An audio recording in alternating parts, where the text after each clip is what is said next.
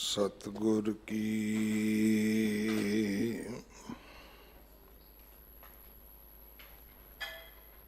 जिसनू मत आवे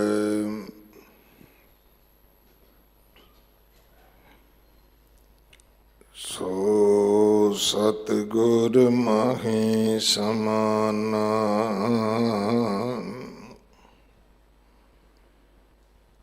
ए बाणी जो जियो जाने तिस अंतर रवे हर नाम। बाणी गुरु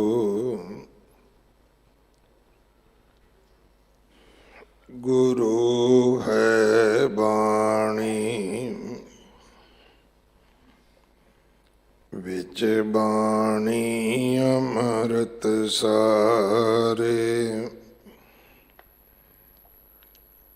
गुरबाणी कहे सेवक जन मानै पर तख गुरु निस्तारे।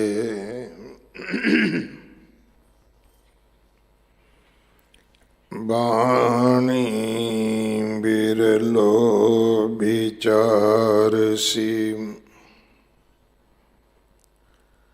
जे को गुरमुख होए।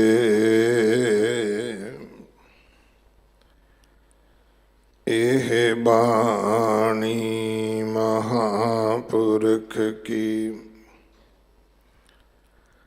निज कर वासा होए।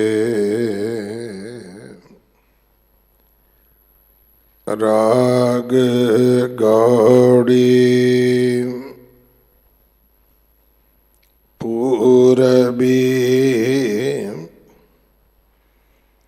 महला पंजवा।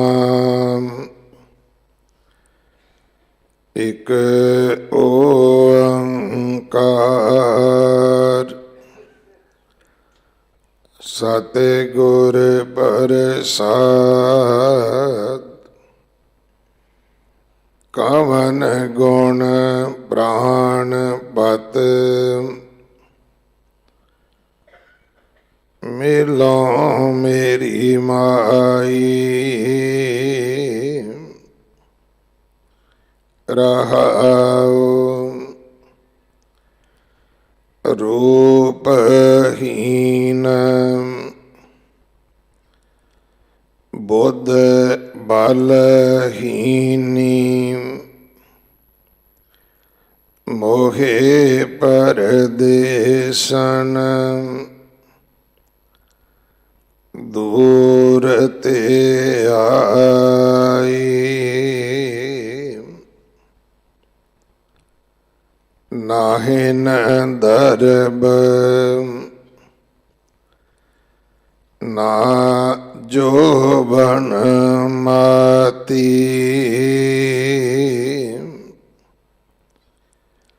मोहे अनाथ की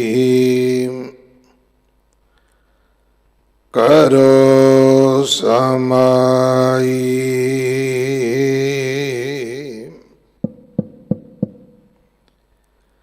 खोजत खोजत पई बैरागन प्रभ दर्शन को हाँ फिरत तिसाई।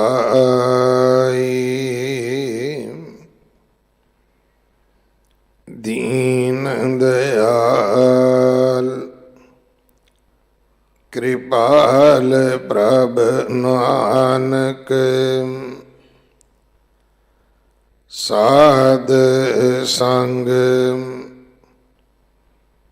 मेरी जलन बुझाई।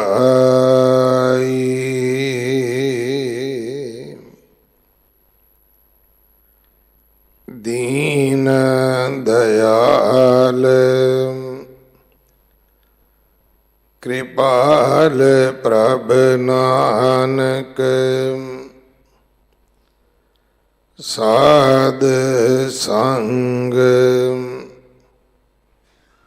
ਮੇਰੀ ਜਲਨ 부ਝਾਈ।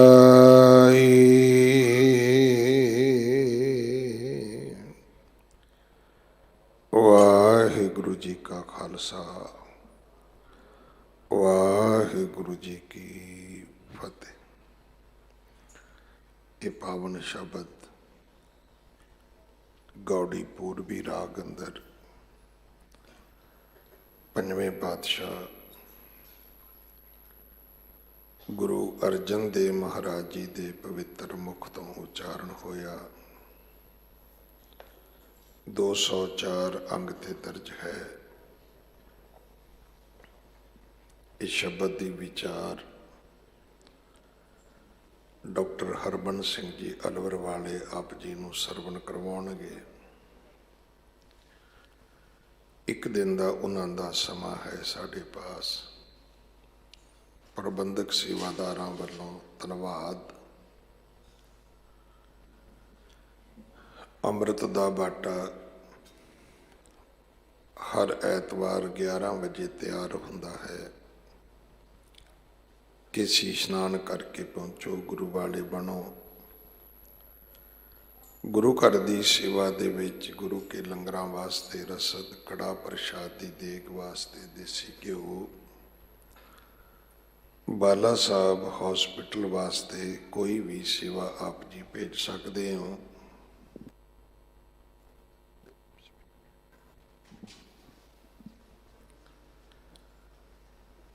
ਗੁਰਦੁਆਰਾ ਰਕਾਬਗੰਜ ਸਾਹਿਬ ਗੁਰੂ ਗ੍ਰੰਥ ਸਾਹਿਬ ਭਵਨ ਦੀ ਸੇਵਾ ਗੁਰਦੁਆਰਾ ਮਾਤਾ ਸੁੰਦਰੀ ਜੀ ਵਿਖੇ ਗੁਰਮਤਿ ਕਾਲਜ ਦੀ ਨਵੀਂ ਇਮਾਰਤ, ਸ਼੍ਰੀ ਅੰਮ੍ਰਿਤਸਰ ਸਾਹਿਬ ਗੁਰੂ ਤੇਗ ਬਹਾਦਰ ਯਾਤਰੂ ਨਿਵਾਸ ਦੀ ਪੁਨਰ ਉਸਾਰੀ, ਸੰਪਰਦਾਇਕਾਰ ਸੇਵਾ ਪੂਰੀ ਵਾਲੇ ਬਾਬਾ ਕਸ਼ਮੀਰ ਸਿੰਘ ਜੀ ਕਰਵਾ ਰਹੇ ਹਨ। ਇਹਨਾਂ ਸੇਵਾਵਾਂ ਵਿੱਚ ਆਪਣਾ ਹਿੱਸਾ ਜ਼ਰੂਰ ਪਾਓ। ਘਰਾਂ ਵਿੱਚ ਪੰਜਾਬੀ ਬੋਲਿਆ ਕਰੋ, ਬੱਚਿਆਂ ਨੂੰ ਗੁਰਮੁਖੀ ਪੜ੍ਹਾਓ ਤਾਂ ਕਿ ਸਾਡੇ ਬੱਚੇ ਗੁਰੂ ਗ੍ਰੰਥ ਸਾਹਿਬ ਮਹਾਰਾਜ ਜੀ ਦੇ ਚਰਨੀ ਲੱਗ ਸਕਣ।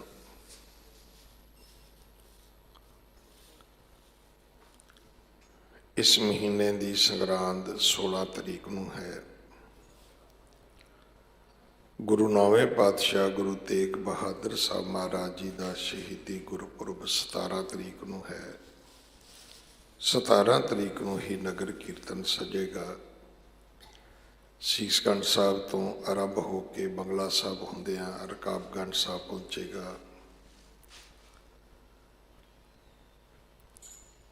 18 ਤਰੀਕ ਦੇ ਵਿਸ਼ੇਸ਼ ਸਮਾਗਮ ਗੁਰਦੁਆਰਾ ਰਕਾਬਗੰਜ ਸਾਹਿਬ ਹੋਣਗੇ। ਗੁਰੂ ਨੌਵੇਂ ਪਾਤਸ਼ਾਹ ਜੀ ਨੇ ਸ਼ਹਾਦਤ ਤੋਂ ਪਹਿਲਾਂ ਗੁਰੂ 10ਵੇਂ ਪਾਤਸ਼ਾਹ ਜੀ ਨੂੰ ਗੁਰਿਆਈ ਬਖਸ਼ੀ। ਸੋ ਗੁਰੂ ਕਲਗੀਧਰ ਪਾਤਸ਼ਾਹ ਜੀ ਦਾ ਗੁਰਤਾ ਗੱਦੀ ਨਿਸ਼ਾਨੀ ਗੁਰਪੁਰਬ 15 ਦਸੰਬਰ ਨੂੰ ਹੈ। ਸੋ ਇਹਨਾਂ ਸਾਰੇ ਹੀ ਸਮਾਗਮਾਂ ਤੇ ਆਪ ਜੀ ਜ਼ਰੂਰ ਸੇਵਾ ਕਰਕੇ ਹਾਜ਼ਰੀਆਂ ਭਰ ਕੇ ਗੁਰੂ ਕੀਆਂ ਬਖਸ਼ਿਸ਼ਾਂ ਪ੍ਰਾਪਤ ਕਰੋ। ਇਹਨਾਂ ਸਮਿਆਂ ਤੇ ਜੋ ਆਪ ਜੀ ਨੇ ਲੰਗਰਾਂ ਦੀ ਸੇਵਾ ਕਰਨੀ ਹੈ, ਸਾਰਿਆਂ ਨੂੰ ਬੇਨਤੀ ਹੈ ਕਿ ਇਸ ਨੂੰ ਅੱਧਾ ਕੀਤਾ ਜਾਏ। ਅੱਧਾ ਖਰਚਾ ਆਪਾਂ ਦਾਲ ਪ੍ਰਸ਼ਾਦੇ ਤੇ ਕਰੀਏ ਔਰ ਅੱਧਾ ਖਰਚ ਅਸੀਂ ਜਿਹੜੇ ਗਰੀਬ ਸਿੱਖ ਨੇ ਉਹਨਾਂ ਦੇ ਬੱਚਿਆਂ ਦੀ ਪੜ੍ਹਾਈ ਤੇ ਖਰਚ ਕਰੀਏ। ਦੂਸਰਾ ਮੈਂ ਬੇਨਤੀ ਕਰਾਂ ਕਿ ਸਾਨੂੰ ਲੰਗਰ ਦਾ ਤਰੀਕਾ ਬਦਲਣਾ ਚਾਹੀਦਾ ਹੈ। ਬਹੁਤ ਪੌਸ਼ਟਿਕ ਭੋਜਨ ਗੁਰੂ ਨਾਨਕ ਪਾਤਸ਼ਾਹ ਨੇ ਸਾਡੀ ਝੋਲੀ ਵਿੱਚ ਦਾਲ ਫੁਲਕਾ ਪਾਇਆ ਸੀ, ਪਰ ਹੁਣ ਤੁਸੀਂ ਵੇਖੋਗੇ ਕਿ ਬ੍ਰੈਡ ਪਕੌੜੇ, ਪਨੀਰ ਪਕੌੜੇ, ਪੂੜੀ ਛੋਲੇ, ਆਲੂ ਪੂੜੀ, ਮੇਰਾ ਖਿਆਲ ਹੈ ਕਿ ਬਿਨਾਂ ਫਰਾਈ ਤੋਂ ਲੰਗਰ ਦਾ ਨਾਂ ਹੀ ਨਹੀਂ ਹੈਗਾ। ਲੰਗਰ ਦਾ ਕੋਈ ਤਰੀਕਾ ਹੀ ਨਹੀਂ ਹੈਗਾ। ਵੇਖੋ, ਇੱਕ ਦਿਨ ਨਗਰ ਕੀਰਤਨ ਵਿੱਚ ਗੱਲ ਸਮਝ ਆ ਸਕਦੀ ਹੈ। ਜਿਹੜੇ ਗੁਰੂ ਘਰ ਵੀ ਲੈ ਕੇ ਆਉਂਦੇ ਨੇ, ਉਹ ਵੀ ਸਮੋਸੇ ਲੈ ਕੇ ਰੋਜ਼ ਆਉਂਦੇ ਨੇ। ਭਾਈ, ਇਹ ਚੀਜ਼ਾਂ ਆਪਣੇ ਘਰ ਬੱਚਿਆਂ ਨੂੰ ਖਵਾਓ 6 ਮਹੀਨੇ, ਫਿਰ ਬਲੱਡ ਟੈਸਟ ਕਰਾਇਓ, ਪਤਾ ਲੱਗ ਜਾਏਗਾ ਕਿ ਤੁਹਾਡੇ ਬੱਚਿਆਂ ਦਾ ਕਸਟਰੋਲ ਕੀ ਕਹਿੰਦਾ ਹੈ ਤੇ ਬੱਚਿਆਂ ਦੀ ਬਾਕੀ ਬਿਮਾਰੀਆਂ ਕੀ ਕਹਿੰਦੀਆਂ ਨੇ। ਗੁਰੂ ਨਾਨਕ ਦੇ ਬੱਚਿਆਂ ਦੇ ਪ੍ਰਤੀ ਆਪਾਂ ਸੁਚੇਤ ਹੋਈਏ। ਜ਼ਰੂਰ ਸੇਵਾ ਕਰੋ, ਪ੍ਰੋ ਕਰੋ, ਜਿਹੜੀ ਖਾਣ ਵਾਸਤੇ, ਸਿਹਤ ਵਾਸਤੇ ਠੀਕ ਹੋਵੇ। ਅਗਲੇ ਸਮੇਂ ਦੀ ਗੁਰਬਾਣੀ ਵਿਚਾਰ ਸਰਵਣ ਕਰੀਏ। ਵਾਹਿਗੁਰੂ ਜੀ ਕਾ ਖਾਲਸਾ, ਵਾਹਿਗੁਰੂ ਜੀ ਕੀ ਫਤਿਹ।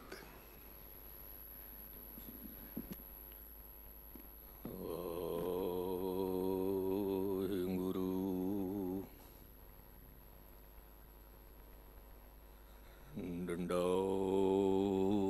ਬੰਦਨ ਅਨੇਕ ਬਾਰ,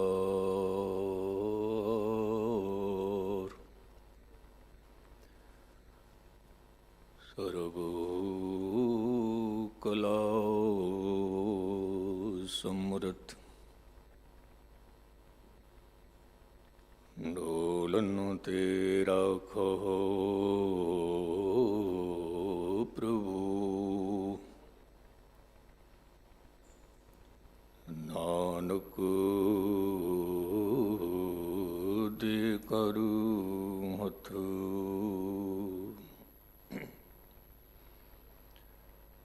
ਗੁਰੂ ਰੂਪ, ਗੁਰੂ ਪਿਆਰੀ ਸਤ ਸੰਗਤ ਜੀ, ਗੁਰੂ ਫਤਿਹ ਪ੍ਰਵਾਨ ਕਰੋ। ਵਾਹਿਗੁਰੂ ਜੀ ਕਾ ਖਾਲਸਾ, ਵਾਹਿਗੁਰੂ ਜੀ ਕੀ ਫਤਿਹ। ਇਲਾਹੀ ਕਲਾਮ। ਧੰਨ ਗੁਰੂ ਅਰਜਨ ਦੇਵ ਸਾਹਿਬ ਜੀ ਦਾ ਆਪ ਜੀ ਨੇ ਸਿੰਘ ਸਾਹਿਬ ਦੀ ਮੁਬਾਰਕ ਰਸਨਾ ਤੋਂ ਸ਼ਰਵਣ ਕੀਤਾ।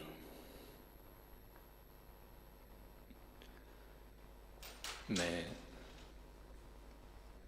ਛੋਟੀ ਜੀ ਅਰਜ਼ ਕਰਦਾ ਹਾਂ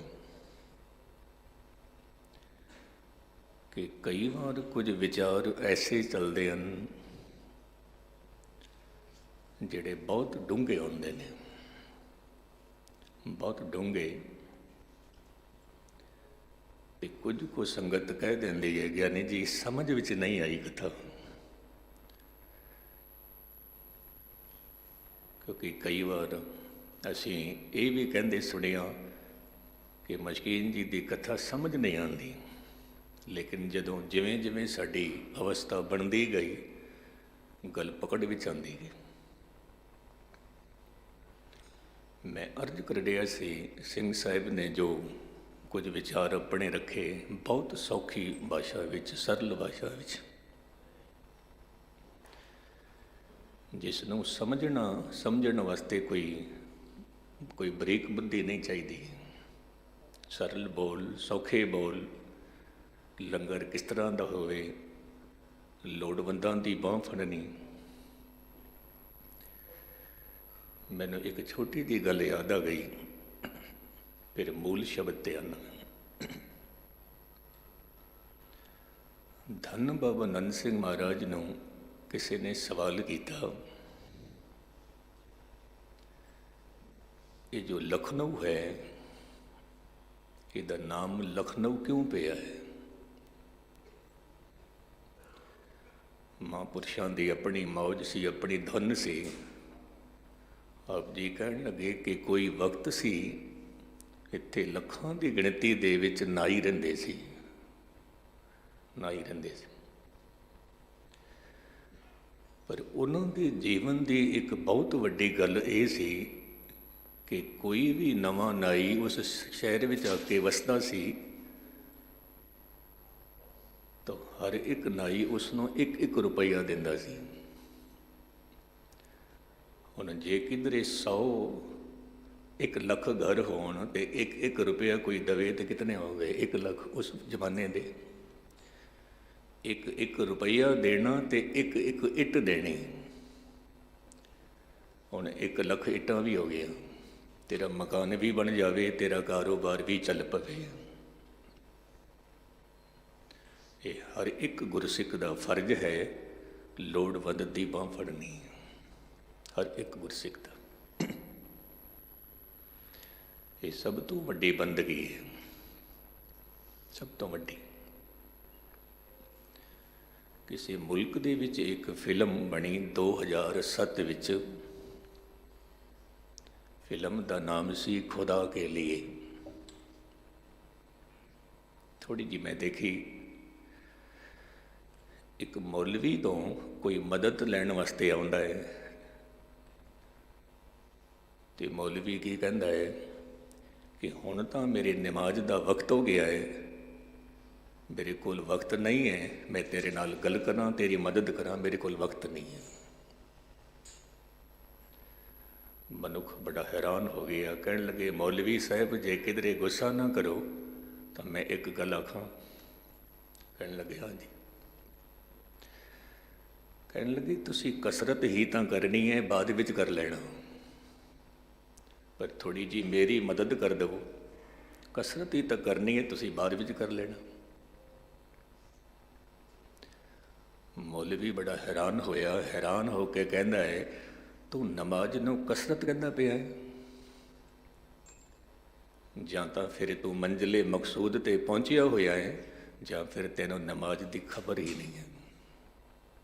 ਜਾਂ ਤਾਂ ਤੂੰ ਪਹੁੰਚਿਆ ਹੋਇਆ ਹੈ, ਜਾਂ ਫਿਰ ਤੈਨੂੰ ਨਮਾਜ਼ ਦੀ ਖਬਰ ਹੀ ਨਹੀਂ। ਤੇ ਉਹ ਲੋੜਵੰਦ ਜੋ ਸੀ ਉਹ ਕੀ ਕਹਿੰਦਾ ਹੈ? ਕਹਿੰਦਾ ਜਦੋਂ ਮੈਂ ਖੁਦਾ ਦੇ ਦਰ ਤੇ ਜਾਵਾਂਗਾ, ਮੈਂ ਖੁਦਾ ਨੂੰ ਕਹਾਂਗਾ ਮੌਲਵੀ ਕੋਲ ਇਬਾਦਤ ਕਰਨ ਦਾ ਵਕਤ ਸੀ, ਪਰ ਕਿਸੇ ਮਜ਼ਲੂਮ ਦੀ ਬਾਂਹ ਫੜਨ ਦਾ ਵਕਤ ਨਹੀਂ ਸੀ ਇਹਦੇ ਕੋਲ। ਦੂਜੀ ਗੱਲ ਹੈ, ਇਹ ਜੋ ਨਮਾਜ਼ ਹੈ ਜੇ ਦਿਲ ਦੇ ਵਿੱਚ ਨਹੀਂ ਵਸੀ ਤਾਂ ਫਿਰ ਕਸਰਤ ਤੋਂ ਸਿਵਾਏ ਕੁਛ ਵੀ ਨਹੀਂ ਹੈ, ਕੁਛ ਵੀ ਨਹੀਂ। ਹਕੀਕਤ ਹੈ। ਪੱਛਮ ਦੀ ਇੱਕ ਸੂਫੀ ਫਕੀਰਨ ਹੋਈ ਰਾਬਿਆ, ਜਦੋਂ ਉਹ ਕੁਰਾਨ ਦੀ ਤਲਾਵਤ ਕਰਦੀ ਸੀ, ਇਤਨੀ ਮਿੱਠੀ ਸੁਰੀਲੀ ਆਵਾਜ਼ ਵਿੱਚ ਲੋਕ ਖੜ ਜਾਂਦੇ ਸੀ। ਇਤਨੇ ਸੋਹਣੇ ਢੰਗ ਨਾਲ ਮਿੱਠੀ ਆਵਾਜ਼ ਨਾਲ ਕੁਰਾਨ ਦੀ ਤਲਾਵਤ ਕਰਨੀ ਕਿ ਕੁਰਾਨ ਜਪਦੀਆਂ ਜਪਦੀਆਂ ਉਹ ਖੁਦ ਵੀ ਕੁਰਾਨ ਹੋ ਜਾਂਦੀ ਸੀ। ਮੁਕਸਦ ਮੈਂ ਅਰਜ਼ ਕਰਾਂ, ਜਪਜੀ ਸਾਹਿਬ ਪੜ੍ਹਨੀ ਹੋਵੇ ਤਾਂ ਇਤਨੇ ਪ੍ਰੇਮ ਦੇ ਨਾਲ ਕਿ ਜਪਜੀ ਪੜ੍ਹਦਿਆਂ ਪੜ੍ਹਦਿਆਂ ਸਾਡਾ ਜੀਵਨ ਜਪਜੀ ਹੋ ਜਾਵੇ। ਗੀਤਾ ਜਪਦਿਆਂ ਜਪਦਿਆਂ ਸਾਡਾ ਜੀਵਨ ਗੀਤਾ ਹੋ ਜਾਵੇ।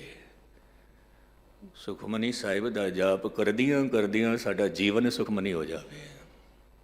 ਜੀਵਨ ਸੁਖਮਨੀ। ਅੱਜ ਦਾ ਜੋ ਮੂਲ ਸ਼ਬਦ ਹੈ ਧੰਨ ਗੁਰੂ ਅਰਜਨ ਦੇਵ ਸਾਹਿਬ ਦਾ, ਮਿਸ਼ਰਿਤ ਰਾਗ ਨੇ ਗੌੜੀ ਪੂਰਬੀ। ਪ੍ਰਥਮ ਮੰਗਲਾ ਚਰਨ ਹੈ ਇੱਕ ਓੰਕਾਰ ਸਤਿਗੁਰੂ ਪ੍ਰਸਾਦ। ਇਹਨੂੰ ਥੋੜਾ ਜਿਹਾ ਧਿਆਨ ਦੇ ਨਾਲ ਸੁਣਨਾ। ਧੰਨ ਗੁਰੂ ਨਾਨਕ ਸਾਹਿਬ ਮਹਾਰਾਜ ਦੇ ਆਉਣ ਤੋਂ ਪਹਿਲਾਂ ਇੱਕ ਧਾਰਨਾ ਚੱਲਦੀ ਆ ਰਹੀ ਸੀ, ਧਾਰਨਾ। ਔਰ ਉਹ ਧਾਰਨਾ ਸੀ ਇਹ ਜੋ ਓਮ ਸ਼ਬਦ ਹੈ, ਇਹ ਓਮ ਸ਼ਬਦ ਦੇ ਵਿੱਚ 3 ਅੱਖਰ ਹਨ। 3 ਅੱਖਰ। 3 ਅੱਖਰ ਕੀ ਕੁਝ ਕਹਿੰਦੇ ਪਏ ਨੇ ਕਿ ਓਮ ਦੇ ਵਿੱਚ ਜਿਹੜੇ 3 ਅੱਖਰ ਹਨ, ਅਕਾਰ, ਉਕਾਰ, ਮਕਾਰ, ਇਹ 3 ਅੱਖਰ ਨੇ। ਆਕਾਰ ਤੋਂ ਮੁਰਾਦ ਹੈ ਸਾਰੀ ਸ੍ਰਿਸ਼ਟੀ ਨੂੰ ਬਣਾਉਣ ਵਾਲਾ। ਉਕਾਰ ਤੋਂ ਮੁਰਾਦ ਹੈ ਸਾਰੀ ਸ੍ਰਿਸ਼ਟੀ ਨੂੰ ਉਪਜੀਵਿਕਾ ਦੇਣ ਵਾਲਾ। ਔਰ ਮਕਾਰ ਤੋਂ ਮੁਰਾਦ ਹੈ ਸਾਰੀ ਸ੍ਰਿਸ਼ਟੀ ਨੂੰ ਮਿਟਾਉਣ ਵਾਲਾ, ਮਿਟਾਉਣ ਵਾਲਾ। ਤਾਂ ਸਨਾਤਨ ਧਰਮ ਦੇ ਵਿੱਚ ਇਹ ਧਾਰਨਾ ਹੈ ਕਿ ਸ੍ਰਿਸ਼ਟੀ ਨੂੰ ਬਣਾਉਣ ਵਾਲਾ ਕੋਈ ਹੋਰ ਹੈ, ਜੋ ਕਿ ਬ੍ਰਹਮਾ ਵੱਲ ਇਸ਼ਾਰਾ ਕਰਦੇ ਨੇ। ਸ੍ਰਿਸ਼ਟੀ ਨੂੰ ਰਿਜ਼ਕ ਦੇਣ ਵਾਲਾ ਕੋਈ ਹੋਰ ਹੈ, ਵਿਸ਼ਨੂੰ ਜੀ ਮਹਾਰਾਜ ਵੱਲ ਇਸ਼ਾਰਾ। ਔਰ ਸ੍ਰਿਸ਼ਟੀ ਨੂੰ ਮਿਟਾਉਣ ਵਾਲੀ ਸ਼ਕਤੀ ਕੋਈ ਹੋਰ ਹੈ, ਸ਼ਿਵ ਜੀ ਮਹਾਰਾਜ ਵੱਲ ਇਸ਼ਾਰਾ। ਅਜੇ ਵੀ ਇਹ ਧਾਰਨਾ ਮੌਜੂਦ ਹੈ ਸਨਾਤਨ ਧਰਮ ਵਿੱਚ। ਗੁਰੂ ਨਾਨਕ ਸਾਹਿਬ ਮਹਾਰਾਜ ਕਹਿਣ ਲੱਗੇ, ਮੈਂ ਇਸ ਗੱਲ ਨੂੰ ਕਬੂਲ ਨਹੀਂ ਕਰਦਾ, ਨਹੀਂ ਕਰਦਾ। ਕਿਉਂਕਿ ਇਹ ਤਿੰਨ ਸ਼ਕਤੀਆਂ ਕਿਉਂ ਹਨ, ਕਾਰਨ ਕੀ ਹੈ? ਤਾਂ ਗੁਰੂ ਨਾਨਕ ਸਾਹਿਬ ਦੇ ਸਾਹਮਣੇ ਇੱਕ ਗੱਲ ਕੀ ਰੱਖੀ ਕਿ ਜਿਹੜੀ ਮਾਂ ਜਨਮ ਦੇ ਸਕਦੀ ਹੈ, ਉਹ ਮਾਂ ਆਪਣੇ ਬੱਚੇ ਨੂੰ ਮਾਰ ਨਹੀਂ ਸਕਦੀ। ਫਿਰ ਜਿਸ ਨੇ ਬੱਚੇ ਨੂੰ ਮਾਰਨਾ ਹੋਵੇਗਾ, ਉਹਨੇ ਫਿਰ ਰਿਜ਼ਕ ਕਿਉਂ ਦੇਣਾ ਹੈ, ਰੋਜੀ ਕਿਉਂ ਦੇਣੀ ਹੈ? ਜਿਸ ਨੇ ਮਾਰਨਾ ਹੋਵੇਗਾ। ਇਸ ਕਰਕੇ ਜਨਮ ਦੇਣ ਵਾਲਾ ਕੋਈ ਹੋਰ ਹੈ, ਰੋਜੀ ਦੇਣ ਵਾਲਾ ਕੋਈ ਹੋਰ ਹੈ, ਔਰ ਮਿਟਾਉਣ ਵਾਲਾ ਕੋਈ ਹੋਰ ਹੈ। ਤਿੰਨੋਂ ਵੱਖਰੇ ਵੱਖਰੇ ਨੇ, ਵੱਖਰੇ ਵੱਖਰੇ। ਗੁਰੂ ਨਾਨਕ ਸਾਹਿਬ ਮਹਾਰਾਜ ਨੇ ਕੀ ਕੀਤਾ? ਓਮ ਦਾ ਹੀ ਵਿਸਤਾਰ ਕਰਕੇ ਇਸ ਤੋਂ ਪਹਿਲਾਂ ਇੱਕਾ ਲਗਾ ਦਿੱਤਾ, ਔਰ ਆਪ ਜੀ ਦੀ ਰਸਨਾ ਚੋਂ ਬੋਲ ਨਿਕਲੇ ਇੱਕ ਓੰਕਾਰ। ਇੱਕ ਤੋਂ ਹੀ ਬਣਦਾ ਹੈ, ਇੱਕ ਤੋਂ ਹੀ ਰਿਜ਼ਕ ਮਿਲਦਾ ਹੈ, ਇੱਕ ਹੀ ਮਿਟਾ ਰਿਹਾ ਹੈ। ਵੱਖਰੇ ਵੱਖਰੇ ਨਹੀਂ ਹਨ। ਇੱਕ ਹੀ ਜਨਮਦਾਤਾ ਹੈ, ਇੱਕ ਹੀ ਅੰਨਦਾਤਾ ਹੈ, ਇੱਕ ਹੀ ਪਿਰਲੇ ਦਾਤਾ ਹੈ। ਜਦੋਂ ਸਭ ਕੁਝ ਉਹੀ ਹੈ, ਹੁਣ ਉਹਦੇ ਨਾਲ ਮਿਲਨ ਕਿਵੇਂ ਹੋਵੇ, ਕਿਵੇਂ ਹੋਵੇ? ਇੱਕ ਗੱਲ ਮੈਂ ਹੋਰ ਕਹਿ ਦੇਵਾਂ ਕਿ ਜਿਸ ਨੂੰ ਅਸੀਂ ਪਰਮਾਤਮਾ ਕਹਿੰਦੇ ਹਾਂ, ਪ੍ਰਭੂ ਕਹਿੰਦੇ ਹਾਂ, ਉਹ ਕੋਈ ਮਨੁੱਖ ਨਹੀਂ ਹੈ, ਉਹ ਇੱਕ ਜੋਤ ਹੈ, ਇੱਕ ਲਾਈਟ ਹੈ। ਇਹ ਗੱਲ ਆਪਣੇ ਜਹਿਨ ਵਿੱਚ ਵਸਾ ਲੈਣਾ, ਕਿਉਂਕਿ ਜੇ ਕਿਧਰੇ ਅਸੀਂ ਇਹ ਮੰਨ ਬੈਠੇ ਕਿ ਪਰਮਾਤਮਾ ਕੋਈ ਮਨੁੱਖ ਹੈ, ਫਿਰ ਇਹ ਵੀ ਮੰਨਣਾ ਪਏਗਾ ਕਿ ਉਸ ਨੂੰ ਕੋਈ ਜਨਮ ਦੇਣ ਵਾਲਾ ਵੀ ਹੈ। ਫਿਰ ਜਿਹਦਾ ਜਨਮ ਹੋਇਆ ਤੇ ਫਿਰ ਇਹ ਵੀ ਮੰਨਣਾ ਪਏਗਾ ਕਿ ਫਿਰ ਉਹਦਾ ਮਰਨ ਵੀ ਹੋਵੇਗਾ। ਇਸ ਕਰਕੇ ਪਰਮਾਤਮਾ ਇੱਕ ਜੋਤ ਹੈ, ਔਰ ਉਹ ਜੋਤ ਕਣ ਕਣ ਵਿੱਚ ਮੌਜੂਦ ਹੈ, ਹਰ ਥਾਂ 'ਤੇ ਮੌਜੂਦ ਹੈ। ਉਹ ਜੋਤ ਆਪ ਜੀ ਦੇ ਵਿੱਚ ਵੀ ਮੌਜੂਦ ਹੈ, ਸਾਰਿਆਂ ਦੇ ਵਿੱਚ ਮੌਜੂਦ ਹੈ। ਅੱਜ ਬੇਸ਼ੱਕ ਆਪ ਜੀ ਇਸ ਗੱਲ ਨੂੰ ਨਾ ਕਬੂਲੋ, ਜਦੋਂ ਮਨੁੱਖ ਦੀ ਅਵਸਥਾ ਬਣਦੀ ਹੈ, ਉਦੋਂ ਉਸ ਨੂੰ ਖਬਰ ਮਿਲਦੀ ਹੈ ਕਿ ਤੂੰ ਖੁਦ ਹੀ ਖੁਦਾ ਹੈ, ਖੁਦ ਹੀ ਖੁਦਾ ਹੈ। ਤੋ ਉਹ ਜੋ ਇੱਕ ਹੈ, ਓੰਕਾਰ ਸਰੂਪ ਹੈ, ਮਿਲੇਗਾ ਕਿਵੇਂ? ਉਹ ਸਤਿਗੁਰ ਪ੍ਰਸਾਦ, ਸਤਿਗੁਰੂ ਦੀ ਕਿਰਪਾ ਨਾਲ ਮਿਲੇਗਾ, ਰਹਿਮਤ ਨਾਲ ਮਿਲੇਗਾ। ਹੁਣ ਇੱਕ ਗੱਲ ਚੇਤੇ ਰੱਖਣਾ, ਜੋ ਜੋਤ ਰੂਪ ਹੈ ਉਹ ਪਰਮਾਤਮਾ ਹੈ। ਜੋਤ ਰੂਪ ਵਿੱਚ ਪਰਮਾਤਮਾ ਹੈ, ਔਰ ਸ਼ਬਦ ਰੂਪ ਵਿੱਚ ਗੁਰੂ ਹੈ। ਤੇ ਗੁਰੂ ਵਿੱਚ ਤੇ ਪਰਮਾਤਮਾ ਵਿੱਚ ਕੋਈ ਭੇਦ ਨਹੀਂ ਹੈ। ਜੋਤ ਰੂਪ ਵਿੱਚ ਜੋ ਪਰਮਾਤਮਾ ਹੈ, ਉਹੀ ਸ਼ਬਦ ਰੂਪ ਵਿੱਚ ਗੁਰੂ ਹੈ। ਜੋ ਸ਼ਬਦ ਰੂਪ ਵਿੱਚ ਗੁਰੂ ਹੈ, ਉਹੀ ਜੋਤ ਰੂਪ ਵਿੱਚ ਪਰਮਾਤਮਾ ਹੈ, ਉਹੀ ਪਰਮਾਤਮਾ। ਪਰ ਉਹਦੇ ਨਾਲ ਮਿਲਨ ਕਿਸ ਤਰ੍ਹਾਂ ਹੋਵੇ? ਕਹਿੰਦੇ ਨੇ ਗੁਰ ਪ੍ਰਸਾਦ। ਇਹ ਦੋ ਸ਼ਬਦ ਥੋੜੇ ਜਿਹੇ ਸਮਝ ਲੈਣਾ, ਪ੍ਰਸਾਦ ਔਰ ਪ੍ਰਿਆਸ। ਇਹ ਦੋ ਸ਼ਬਦ, ਪ੍ਰਸਾਦ ਕਹਿੰਦੇ ਨੇ ਕਿਰਪਾ ਨੂੰ। ਧਨ ਇਕੱਠਾ ਹੋ ਸਕਦਾ ਹੈ ਪ੍ਰਿਆਸ ਨਾਲ, ਲੇਕਿਨ ਜੀਵਨ ਦੇ ਵਿੱਚ ਧਰਮ ਪੈਦਾ ਹੋ ਸਕਦਾ ਹੈ ਪ੍ਰਸਾਦ ਨਾਲ, ਕਿਰਪਾ ਨਾਲ। ਬਹੁਤ ਸੁੰਦਰ ਮਕਾਨ ਬਣ ਸਕਦਾ ਹੈ ਪ੍ਰਿਆਸ ਨਾਲ, ਲੇਕਿਨ ਜੀਵਨ ਦੇ ਵਿੱਚ ਮੰਦਰ ਬਣ ਜਾਵੇ ਪ੍ਰਸਾਦ ਦੇ ਨਾਲ, ਕਿਰਪਾ ਦੇ ਨਾਲ। ਬਹੁਤ ਸਾਰੇ ਪਦਾਰਥ ਇਕੱਠੇ ਹੋ ਸਕਦੇ ਨੇ ਪ੍ਰਿਆਸ ਨਾਲ, ਲੇਕਿਨ ਪਰਮਾਤਮਾ ਦੇ ਨਾਲ ਮਿਲਨ ਹੁੰਦਾ ਹੈ ਪ੍ਰਸਾਦ ਨਾਲ, ਕਿਰਪਾ ਨਾਲ। ਇਸ ਕਰਕੇ ਗੁਰੂ ਨਾਨਕ ਸਾਹਿਬ ਮਹਾਰਾਜ ਕਹਿੰਦੇ ਨੇ ਉਹ ਪ੍ਰਸਾਦ ਨਾਲ ਮਿਲਦਾ, ਕਿਰਪਾ ਦੇ ਨਾਲ। ਹੁਣ ਅਸੀਂ ਕੀ ਕੁਝ ਕਰੀਏ ਕਿ ਸਾਡੇ ਤੇ ਰਹਿਮਤ ਹੋ ਜਾਵੇ, ਕਿਰਪਾ ਹੋ ਜਾਵੇ? ਕੀ ਕਰੀਏ ਅਸੀਂ? ਬਸ ਉਹਦੀ ਉਕਤੀ ਜੁਗਤੀ ਗੁਰੂ ਅਰਜਨ ਦੇਵ ਸਾਹਿਬ ਦੱਸ ਰਹੇ ਨੇ। एक छोटा जिहा मैं उदाहरण समझो, उदाहरण का समझो, आप जी दे मैं सामने रखा। एक बच्ची अपनी माँ नूं कहंदी है माँ, मेरे कोल ना कोई रूप है, ना मेरे कोल कोई रंग है, ना मेरे कोल कोई ढंग है, मैनू कोई ऐसी जुगती दस मैनू पति दा प्यार नसीब होवे। बच्ची पुछदी है मां, है मां ਮੈਨੂੰ ਕੋਈ ਜੁਗਤੀ ਦਸ ਪਤੀ ਨਾਲ ਮੇਰੀ ਪ੍ਰੀਤ ਬਣੇ, ਮੁਹੱਬਤ ਬਣੇ। ਸ਼ਬਦ ਦੇ ਬੋਲ ਹਨ, ਕਵਨ ਗੁਣ ਪ੍ਰਾਨ ਪਤ ਮਿਲੋ ਮੇਰੀ ਮਾਈ। ਹੈ ਮਾਂ, ਕਿੰਨਾ ਗੁਣਾਂ ਦੇ ਨਾਲ ਮੈਂ ਪ੍ਰਾਨਪਤੀ ਨੂੰ ਮਿਲ ਸਕਾਂ, ਕਿੰਨਾ ਗੁਣਾਂ ਨਾਲ। ਤਾਂ ਮੈਂ ਅਰਜ਼ ਕਰਾਂ, ਜੇ ਬਹੁਤ ਗਹਿਰਾਈ ਨਾਲ ਵਿਚਾਰ ਕੀਤੀ ਜਾਵੇ ਤਾਂ ਪਰਮਾਤਮਾ ਹੈ ਹੀ ਗੁਣਾਂ ਦਾ ਸਾਗਰ। ਔਰ ਜੇਕਰ ਮੈਂ ਇਸ ਤਰ੍ਹਾਂ ਕਹਿ ਦੇਵਾਂ, ਗੁਣ ਹੀ ਪਰਮਾਤਮਾ ਹੈ, ਗੁਣ ਹੀ। ਦਇਆ ਕੀ ਹੈ? ਗੁਣ ਹੈ। ਧਰਮ ਕੀ ਹੈ? ਗੁਣ ਹੈ। ਪ੍ਰੇਮ ਕੀ ਹੈ? ਗੁਣ ਹੈ। ਔਰ ਉਹ ਆਪ ਪਰਿਪੂਰਨ ਪਰਮਾਤਮਾ, ਜਤਰ ਤਤਰ ਦਿਸ਼ਾ ਵਿਸ਼ਾ ਹੋਏ ਫੈਲਿਓ ਅਨੁਰਾਗ। ਪ੍ਰੇਮ, ਪ੍ਰੇਮ ਗੁਣ ਹੈ। ਪ੍ਰੇਮ ਆਪਣੇ ਆਪ ਦੇ ਵਿੱਚ ਹੀ ਇੱਕ ਅਵਸਥਾ ਹੈ। ਤਾਂ ਗੁਣਾਂ ਦੇ ਸਾਗਰ ਨੂੰ ਮਿਲਣਾ ਹੋਵੇ ਤਾਂ ਗੁਣ ਇਕੱਠੇ ਕਰਨੇ ਪੈਣਗੇ। ਗੁਣ ਇਕੱਠੇ। ਹੁਣ ਇੱਕ ਆਲਮ ਕਹਿੰਦਾ ਹੈ, ਹਮ ਤਮਾਮ ਧਰਤੀ ਕੋ गुलशन तो बना नहीं सकते, बस जहाँ से गुजरते हैं खार ही चुन लेते हैं। ਅਸੀਂ ਤੁਰੀ ਜਾ ਰਹੇ ਹਾਂ, ਰਾਹ ਦੇ ਵਿੱਚ ਪੱਥਰ ਦਾ ਟੁਕੜਾ ਪਿਆ ਹੈ, ਕੰਡਾ ਪਿਆ ਹੈ, ਕਹਿੰਦਾ ਮੈਂ ਉਹਨੂੰ ਹੀ ਉਠਾ ਕੇ ਇੱਕ ਪਾਸੇ ਰੱਖ ਦੇਣਾ। ਇਹ ਵੀ ਬੰਦਗੀ ਹੈ, ਇਹ ਵੀ ਭਗਤੀ ਹੈ। ਬੁੱਲੇ ਸ਼ਾਹ ਇੱਕ ਗੱਲ ਕਹਿੰਦਾ ਸੀ, ਕਹਿੰਦਾ ਸੀ ਮੌਲਵੀ ਦੇ ਹੱਥ ਵਿੱਚ ਤਸਬੀਹ ਸੀ, ਮਾਲਾ ਸੀ। ਬੁੱਲੇ ਸ਼ਾਹ ਉਸ ਨੂੰ ਦੇਖ ਕੇ ਕਹਿੰਦਾ ਹੈ, ਮੌਲਵੀ ਜੀ, ਖਾਨ ਜੀ, ਇੱਕ ਗੱਲ ਦੱਸ ਮੈਨੂੰ। ਮੌਲਵੀ ਕਹਿੰਦਾ, ਹਾਂ ਜੀ ਦੱਸੋ ਮਹਾਰਾਜ, ਕੀ ਕਹਿਣਾ ਚਾਹੁੰਦੇ ਹੋ? ਬੁੱਲੇ ਸ਼ਾਹ ਕਹਿਣ ਲੱਗੇ कि किसी रोते को हंसाया है तो 10 खां, किसी रोंदे होए नूं तू हंसाया नहीं, रोंदे नूं हंसाया है तो 10 खां, किसी भुखे नूं रजाया है तो 10 खां। नहीं, भुखे नूं नहीं रजाया।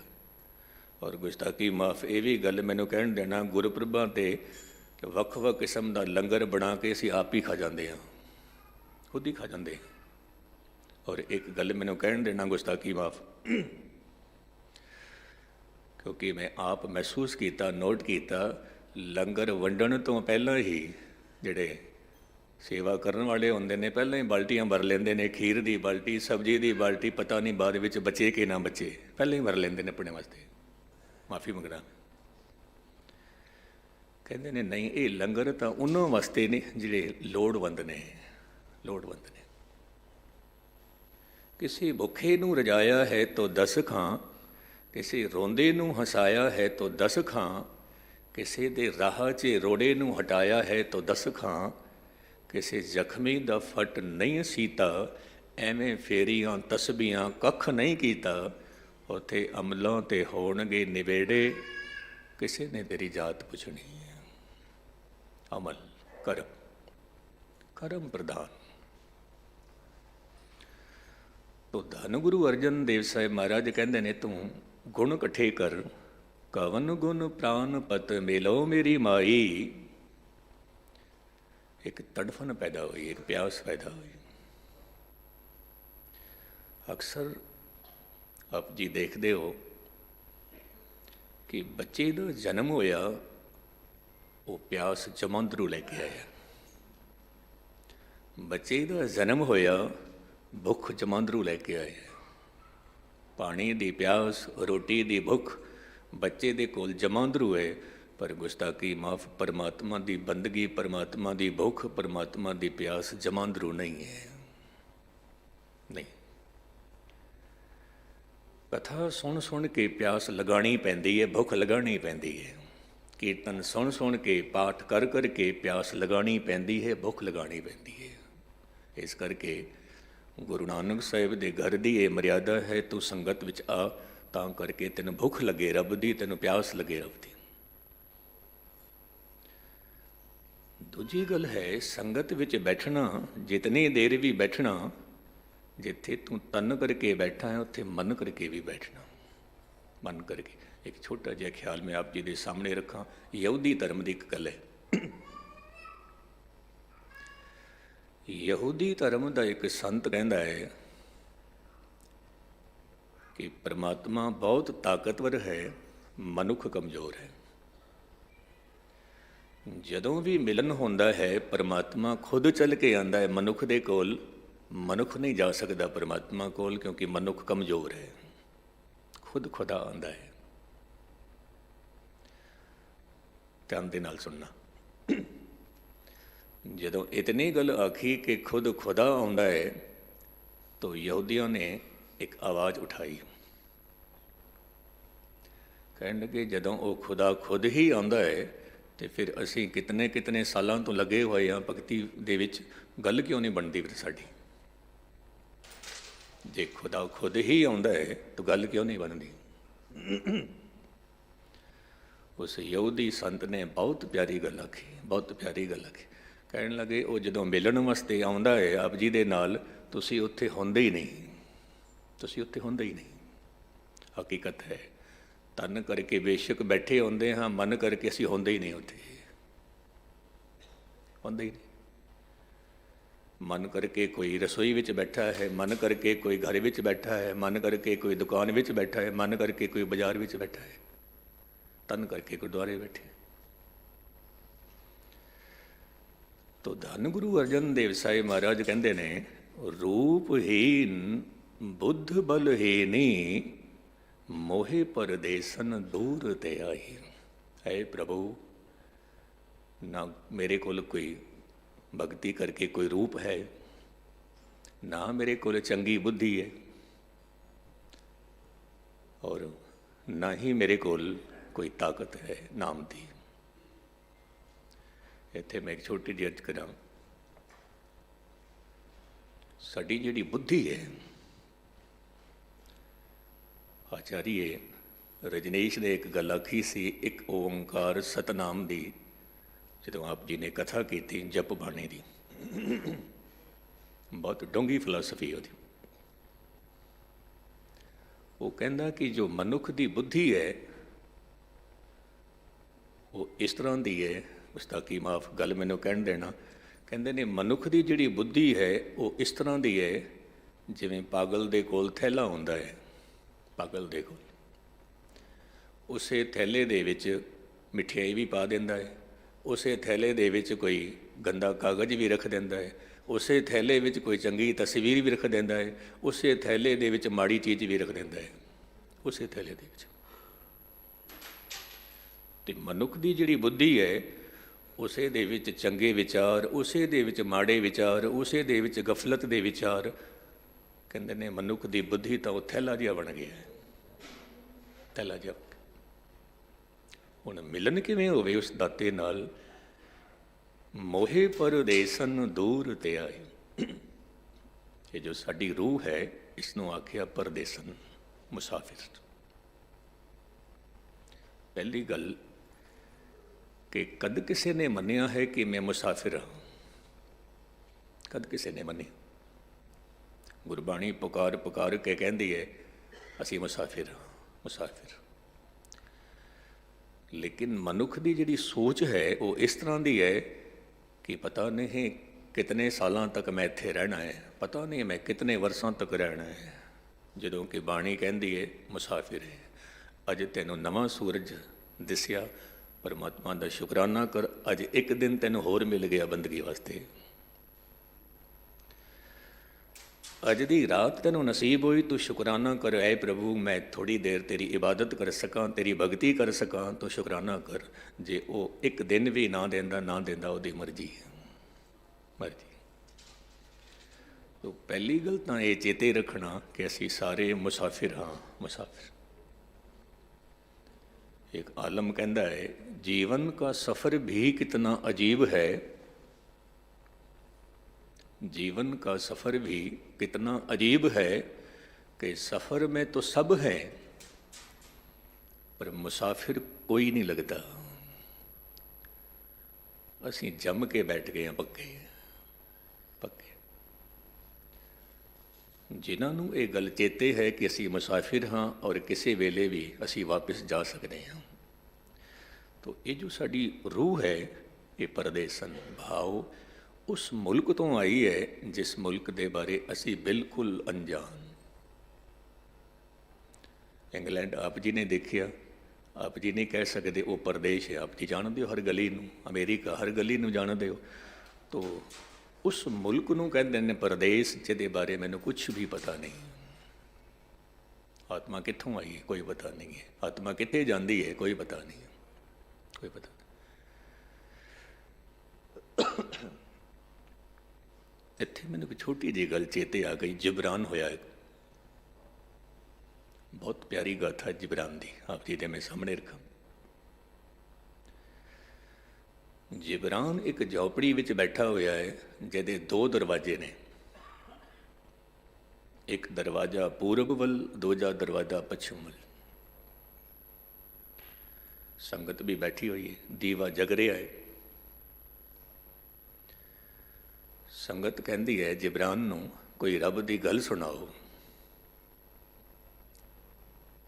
ਜਿਬਰਾਨ ਕਹਿੰਦਾ ਹੈ ਠੀਕ ਹੈ। ਹਲੇ ਗੱਲ ਆਰੰਭ ਹੀ ਕਰਦਾ ਹੈ, ਸ਼ੁਰੂਆਤ ਹੀ ਕਰਦਾ ਹੈ। ਰਾਤ ਦਾ ਵਕਤ ਹੈ ਤੇ ਬਾਹਰੋਂ ਇੱਕ ਪੰਛੀ ਆਉਂਦਾ ਹੈ ਔਰ ਝੌਂਪੜੀ ਵਿੱਚ ਫੜਫੜਾਉਂਦਾ ਹੈ ਤੇ ਦੂਜੇ ਦਰਵਾਜ਼ੇ ਤੋਂ ਨਿਕਲ ਜਾਂਦਾ ਹੈ, ਨਿਕਲ ਜਾਂਦਾ। ਜਿਬਰਾਨ ਖਾਮੋਸ਼ ਹੋ ਗਿਆ ਤੇ ਕਹਿਣ ਲੱਗੇ, ਸੰਗਤਾਂ ਨੂੰ ਕਹਿਣ ਲੱਗੇ, ਕੁਝ ਦੇਖਿਆ? ਹਾਂ ਮਹਾਰਾਜ ਦੇਖਿਆ। ਕੀ ਦੇਖਿਆ? ਸੰਗਤ ਕਹਿਣ ਲੱਗੀ, ਮਹਾਰਾਜ ਅੰਧਕਾਰ ਤੋਂ ਇੱਕ ਪੰਛੀ ਆਇਆ, ਪ੍ਰਕਾਸ਼ ਵਿੱਚ ਫੜਫੜਾਇਆ, ਫਿਰ ਅੰਧਕਾਰ ਵਿੱਚ ਨਿਕਲ ਗਿਆ, ਨਿਕਲ ਗਿਆ। ਜਿਬਰਾਨ ਕਹਿੰਦਾ ਪੰਛੀ ਦਾ ਨਾਮ ਕੀ ਸੀ? ਕਿਸੇ ਨੇ ਨਾਮ ਦੱਸਿਆ, ਕਿਸੇ ਨੇ ਨਹੀਂ ਦੱਸਿਆ। ਕਹਿਣ ਲੱਗੇ ਮੇਰੀ ਨਿਗਾਹ ਨਹੀਂ ਗਈ ਸੀ ਪੰਛੀ ਕਿਸ ਤਰ੍ਹਾਂ ਦਾ ਸੀ, ਪਰ ਮੈਂ ਦੇਖਿਆ ਜ਼ਰੂਰ। ਜਿਬਰਾਨ ਕਹਿੰਦਾ ਹੈ ਕਿ ਸਾਡਾ ਜੋ ਸਰੀਰ ਹੈ ਇੱਕ ਝੌਂਪੜੀ ਹੈ ਔਰ ਇਸ ਝੌਂਪੜੀ ਦੇ ਵਿੱਚ ਜੋ ਜਿੰਦ ਜਾਨ ਹੈ ਫੜਫੜਾ ਰਹੀ ਹੈ, ਇਹ ਪਤਾ ਨਹੀਂ ਕਿੱਥੋਂ ਆਈ ਹੈ, ਕਿਸੇ ਨੂੰ ਵੀ ਪਤਾ ਨਹੀਂ ਹੈ। ਔਰ ਸਾਡੇ ਸਰੀਰ ਤੋਂ ਇਹ ਜਿੰਦ ਜਾਨ ਨਿਕਲ ਕੇ ਫਿਰ ਕਿੱਥੇ ਜਾਏਗੀ, ਕਿਸੇ ਨੂੰ ਵੀ ਪਤਾ ਨਹੀਂ ਹੈ। ਲੇਕਿਨ ਜਦੋਂ ਤੱਕ ਇਹ ਜਿੰਦ ਆਤਮਾ ਸਾਡੇ ਸਰੀਰ ਵਿੱਚ ਫੜਫੜਾ ਰਹੀ ਹੈ, ਉਦੋਂ ਤੱਕ ਇਸ ਨੂੰ ਦੇਖ ਲਵੋ, ਇਸ ਨੂੰ ਸਮਝ ਲਵੋ ਇਹ ਕੀ ਹੈ। ਬਸ ਇਤਨੀ ਜੀ ਗੱਲ ਹੈ। ਜਿਸ ਦਿਨ ਸਮਝ ਆ ਗਈ ਉਸ ਦਿਨ ਆਪ ਜੀ ਦੀ ਰਸਨਾ ਚੋਂ ਵੀ ਬੋਲ ਨਿਕਲਣਗੇ, ਕਹੋ ਕਬੀਰ ਇਹ ਰਾਮ ਕੀ ਅੰਸ਼। ਤੁਸੀਂ ਖੁਦ ਹੀ ਖੁਦ ਆਓ। ਉੱਥੇ ਤੱਕ ਪਹੁੰਚਣ ਵਾਸਤੇ ਇੱਕ ਗੱਲ ਕਬੂਲ ਕਰਨੀ ਪੈ ਗਈ, ਕਿਹੜੀ? ਨਾ ਹਿਨ ਦਰਬ ਨਾ ਜੋਬਨ ਮਾਤੀ, ਮੋਹੇ ਅਨਾਥ ਕੀ ਕਰੋ ਸਮਾਈ। ਐ ਪ੍ਰਭੂ, ਐ ਖੁਦਾ, ਐ ਪਰਵਦਗਾਰ, ਨਾ ਤਾਂ ਮੇਰੇ ਕੋਲ ਨਾਮ ਰੂਪੀ ਧਨ ਹੈ, ਨਹੀਂ, ਔਰ ਨਾ ਹੀ ਮੇਰੇ ਕੋਲ ਨਾਮ ਜਪ ਜਪ ਕੇ ਜੋ ਖਿੜਾਓ ਪੈਦਾ ਹੁੰਦਾ ਹੈ, ਜੋ ਜਵਾਨੀ ਆਉਂਦੀ ਹੈ, ਕਹਿੰਦੇ ਨੇ ਮੇਰੇ ਕੋਲ ਉਹ ਵੀ ਨਹੀਂ ਹੈ। ਮੈਂ ਅਨਾਥ ਹਾਂ, ਮੇਰੇ ਕੋਈ ਸਾਥੀ ਨਹੀਂ ਹੈ, ਕੋਈ ਸਾਥੀ। ਜਦੋਂ ਮਨੁੱਖ ਕਹਿ ਦਿੰਦਾ ਹੈ ਮੈਂ ਅਨਾਥ ਹਾਂ, ਕਹਿੰਦੇ ਨੇ ਗੱਲ ਉਦੋਂ ਬਣਦੀ ਹੈ ਜਦੋਂ ਮਨੁੱਖ ਨੂੰ ਰੋਗ ਲੱਗਦਾ ਹੈ ਤੇ ਸਭ ਤੋਂ ਪਹਿਲਾਂ ਕੀ ਕਰਦਾ ਹੈ? ਆਪ ਜੀ ਦਾ ਵੀ ਅਨੁਭਵ ਹੈ, ਮੇਰਾ ਵੀ ਅਨੁਭਵ ਹੈ। ਜਦੋਂ ਮਨੁੱਖ ਨੂੰ ਰੋਗ ਲੱਗਦਾ ਹੈ ਤਾਂ ਸੋਚਦਾ ਹੈ ਹੋਮਿਓਪੈਥਿਕ ਦੀ ਦਵਾਈ ਲਵਾਂ, ਹੋਮਿਓਪੈਥਿਕ। ਗੱਲ ਨਹੀਂ ਬਣੀ ਉਹਦੇ ਨਾਲ, ਫਿਰ ਆਯੁਰਵੇਦ, ਉਹਦੇ ਨਾਲ ਵੀ ਗੱਲ ਨਹੀਂ ਬਣੀ, ਫਿਰ ਨੈਚੁਰੋਪੈਥੀ, ਉਹਦੇ ਨਾਲ ਵੀ ਗੱਲ ਨਹੀਂ ਬਣੀ, ਫਿਰ ਐਲੋਪੈਥੀ, ਉਹਦੇ ਨਾਲ ਵੀ ਗੱਲ ਨਹੀਂ ਬਣੀ। ਫਿਰ ਮਨੁੱਖ ਕੀ ਕਰਦਾ ਹੈ? ਫਿਰ ਕਹਿੰਦਾ ਐ ਪਰਵਦਗਾਰ ਹੁਣ ਤੂੰ ਹੀ ਕਿਰਪਾ ਕਰ, ਹੁਣ ਤੂੰ ਹੀ ਰਹਿਮਤ ਕਰ। ਜਦੋਂ ਸਾਰੀਆਂ ਪੈਥੀਆਂ ਖਤਮ ਹੋ ਗਈਆਂ ਫਿਰ ਰੱਬ ਨੂੰ ਕਹਿੰਦਾ ਤੂੰ ਕਿਰਪਾ ਕਰ। ਪਹਿਲਾਂ ਹੀ ਰੱਬ ਨੂੰ ਕਹਿ ਦਿੰਦਾ ਬਾਦਸ਼ਾਹ ਮੇਰੇ ਤੇ ਰਹਿਮਤ ਕਰ, ਮੇਰੇ ਤੇ ਕਿਰਪਾ ਕਰ। ਪਹਿਲਾਂ ਹੀ ਉਹਦੇ ਚਰਨਾਂ ਵਿੱਚ ਅਰਦਾਸ ਕਰਕੇ ਚੱਲ ਕਿ ਐ ਪ੍ਰਭੂ ਮੈਂ ਅਨਾਥ ਹਾਂ। ਲੇਕਿਨ ਮਨੁੱਖ ਨੇ ਕੀ ਕੀਤਾ? ਧਨ ਨੂੰ ਹੀ ਆਪਣਾ ਮਾਲਿਕ ਬਣਾ ਲਿਆ, ਨਾਥ ਬਣਾ ਲਿਆ। ਮਨੁੱਖ ਕਿੱਥੇ ਕਹਿੰਦਾ ਮੈਂ ਅਨਾਥ ਹਾਂ? ਕਿੱਥੇ ਕਹਿੰਦਾ? मैं कल ही जिक्र कर रहा सी, सुकरात एक थां ते बैठा सी तो यूनान का एक धनपति सुकरात को लाया। सुकरात ने उस मनुख को कोई तवज्जो नहीं दी, कोई ध्यान नहीं दिता। इस धनपति को बड़ा गुस्सा आया, क्रोध आया, तो सुकरात को कहता है, सुकरात तेन पता नहीं है मैं कौन हाँ? सुकरात हंस पिया, कहन लगे वैसे तो मैं तेरे नाल गल नहीं करनी सी, लेकिन मैं हुण जरूर गल करांगा तेरे नाल। दस कौन है तुम? कौन है? कहन लगे मैं अपने इलाके का धनपति हाँ। कहन लगे धन नूं एक पासे रख दे, फिर कौन है तू? महाराज मैं धन नूं एक पासे रख देवां तो फिर मैं कुछ भी नहीं हाँ, कुछ भी नहीं है।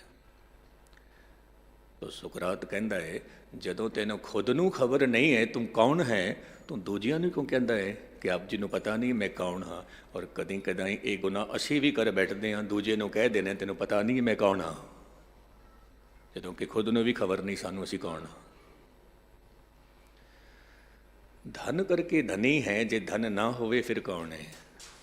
रुतबा करके तेरी शौहरत है, तेरा रुतबा ना होवे फिर कौन है तू? शरीर करके तू स्त्री पुरुष है, जे शरीर ना होवे फिर तू कौन है?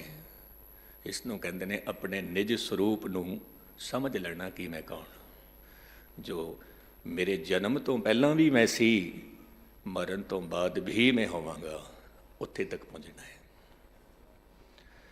खोजत खोजत भाई बैरागन, कहते ने खोज करदियाँ करदियाँ मैं बैरागन हो गई।